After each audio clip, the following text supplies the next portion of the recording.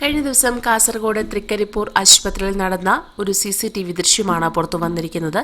സംഭവത്തിന്റെ CCTV ദൃശ്യങ്ങൾ ഇതിനോടകം തന്നെ സോഷ്യൽ മീഡിയയിൽ ഏറെ ചർച്ച ചെയ്യപ്പെട്ടുകൊണ്ടിരിക്കുകയാണ്. പലരും പല അനുഭവങ്ങളും പറഞ്ഞുകൊണ്ട് രംഗത്തെത്തിക്കൊണ്ടിരിക്കുകയാണ്.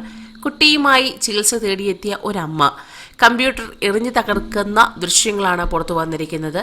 ഇതിന്റെ യഥാർത്ഥ കാരണം എന്തെന്ന് തന്നെ വ്യക്തമല്ലെങ്കിലും ഇതിൽ നിന്നും ആ അമ്മ വളരെ അക്ഷമയായി കാണപ്പെടുന്നു എന്നത് ദൃശ്യത്തിൽ വ്യക്തമാണ്. ഒരുപക്ഷെ കുഞ്ഞിന് വളരെ കൂടുതലായിട്ടായിരിക്കും ആ അമ്മ ആശുപത്രിയിൽ എത്തിയത്.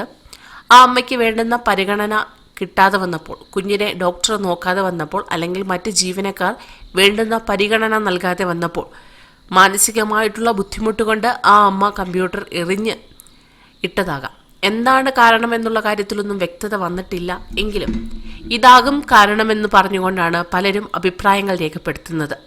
പലർക്കും പല അനുഭവങ്ങളുണ്ട്.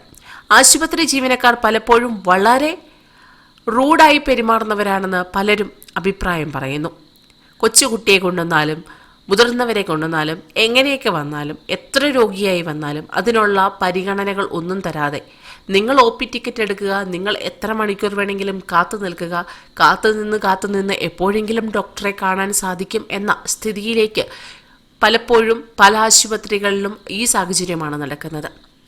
എന്നാൽ ഇതിനെ ചോദ്യം ചെയ്യാൻ ആരും തന്നെ തയ്യാറാകുന്നില്ല. എന്താണ് ചോദ്യം ചെയ്യുക? എന്നും ഇത് തന്നെ സ്ഥിരം കാഴ്ച. എന്നാൽ ഈ അമ്മ ഒടുവിൽ പ്രതികരിച്ചു പോയി. അത്രത്തോളം സഹികെട്ടിട്ടാവണം ഈ അമ്മ പ്രതികരിച്ചത്. അത്തരം സാഹചര്യങ്ങളിൽ സ്റ്റാഫിന്റെ അവഗണന പലർക്കും താങ്ങാൻ കഴിയുകയില്ല.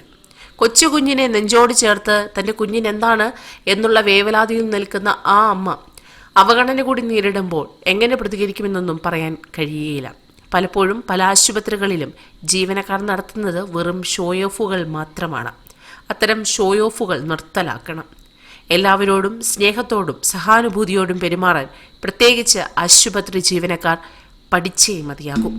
കൂടുതൽ വാർത്തകൾക്കായി ഈ ചാനൽ സബ്സ്ക്രൈബ് ചെയ്യുക.